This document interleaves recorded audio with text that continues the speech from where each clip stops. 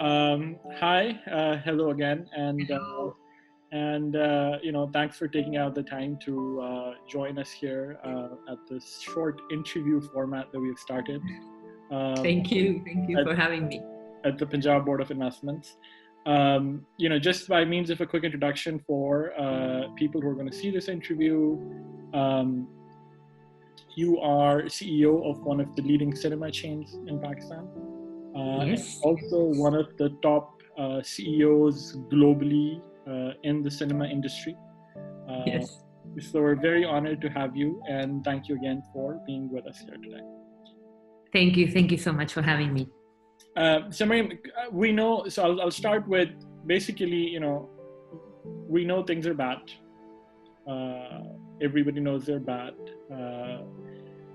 What we really want to understand, especially from a government perspective, is how bad they are.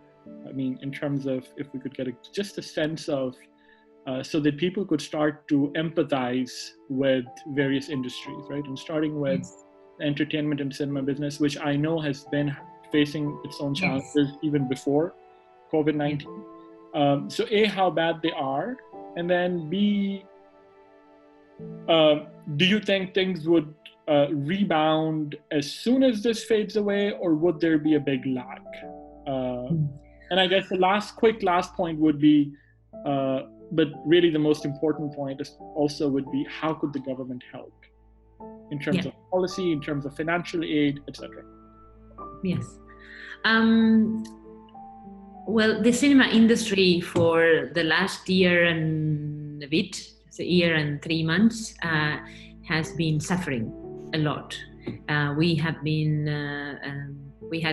the ban of Indian movies that has been voluntarily imposed, but still a ban, and we suffered 60% of loss of admissions or ticket sales on year to year. So when I arrived here in 2018, it was a record-breaking year for the cinema industry. We were catching up from the previous ban that happened in end of 2016, 2017, and we were reestablishing our finances, and our business was booming.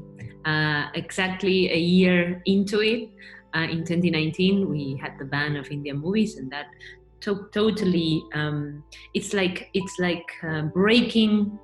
It's like breaking. You're running at 100 kilometers, and you brake to speed in 10, and in less than 5 seconds, you're in zero again. So so it was like totally jolted. It was like, so for us, we have been in a difficult situation for a long time. We have been working a lot with the government, and we have been working a lot also together with other members of the cinema industry, which is the producers and the distributors, to make sure that we create a policy first to call the cinema industry an industry for and to be recognized in the government for this to be recognized as an industry, because it's still not considered as an industry. We have put in place a policy and work together with every single member of the community to make sure we, just by having name an industry, you are able to get different rates in electricity bills, loans from the government for producing movies, loan for the government to help you bring equipment, to help you shoot movies, or to help you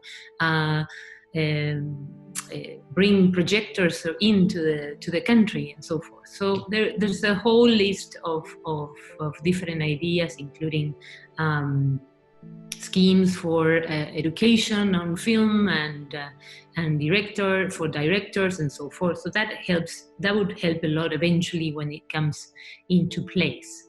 And a lot of also tax exemptions for whenever you have to import things, especially regarding equipment.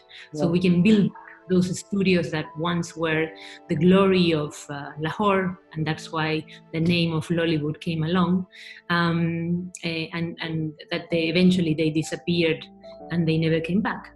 Yeah. So all that was, we had been in a year of a very, very much a struggle, and we had different rounds of laying off people, unfortunately, and we have done all that process, and then we have to do it.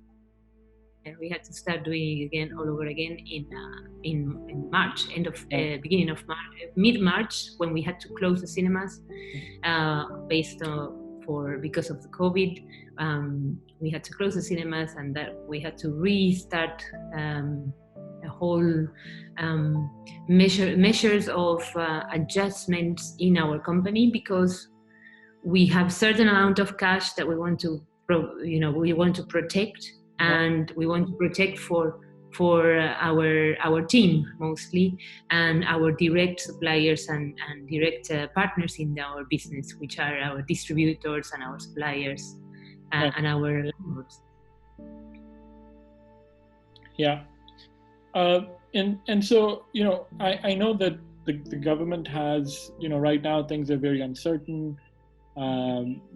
We, on the 14th, this lockdown would officially come to an end, and government still needs to decide whether to continue that, extend that or not.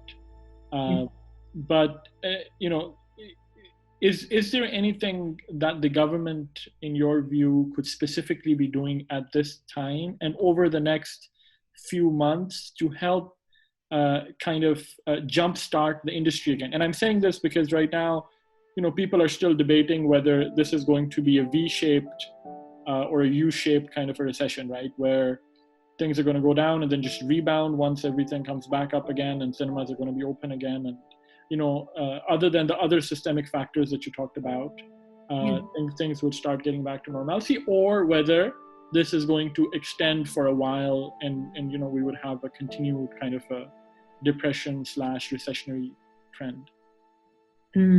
Look, at least in the cinema side of things, we will have to. We're calling all around the world. We're calling this phase hibernation phase. So while we are closed, we're not sleeping, but we are unable to work in a normally. When coming out of this hibernation phase, will depend a lot on what we actually have.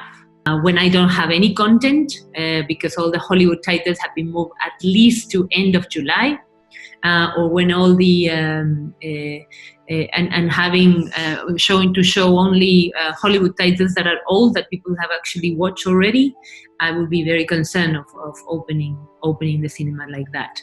And aside of that, there's still a lot of I do believe that there will be still a lot of concerns of whether the cinemas are clean or whether the cinemas are going to be a safe environment for people to come to come and watch a movie. We have right before closing the cinemas, we have also implemented social distancing in the cinemas. So we have our seating maps inside the halls that you can actually sell seats. You were able to sell seats with one yes, one no, one yes, one no, and we have the separation of the seats and of rows also. That keeping pretty much 50% of the capacity out of sales, but we were implementing all that. We have hand sanitizers in all stations. We had disinfectant pretty much all the cinemas and the seats, all the touch points, and we implemented that right at the beginning of what was going on, which was early March. So beginning of March, we were already with hand sanitizers everywhere and disinfecting the cinemas with specific disinfectants. So. And actually even we created a checklist, cleaning checklist that we shared with everybody in all the competitors, because we are all in the same boat when it comes to the word cinema or with the word entertainment. So if one person or one company has a problem, everybody will have a problem. So we were very much willing and open open to share everything that we would know, that I was getting from all around the world, particularly from my colleagues from China or Hong Kong or Korea, that they were already suffering with this closure. So I would be extremely concerned to open so early, because I know that I will have to shut down. Then it will put me in a very difficult situation with my landlord, because my landlords, all the shopping malls, will be able to open, and if I decide not to open, then the bill will be on me. Right now, I have the government support in telling everyone the cinemas have to shut down. So therefore, I can say to the landlords, listen, until the government doesn't allow me to open the cinemas, right, I won't be able to pay you rent, and it's okay. But if I decide for myself, my own safety or my own opinion, not to open the cinema, then I'm putting in jeopardy my contract with that landlord. And that's why I'm very concerned, because I am not certain if we will be able to open the cinema. Operationally, I'm not certain that we will be able to do that. We'll see. I yet have to see if this is going to happen. Eventually, we will have to have a look and see. Yeah. Well, Mariam, thank you so much. I know you're thousands of miles away from family, and families in Argentina. Yes. And, we really wish that you're safe here and that your family is keeping safe back home. Yes, I hope so. So thank you so much for taking out the time again. Thank you. Thank you. Thank you.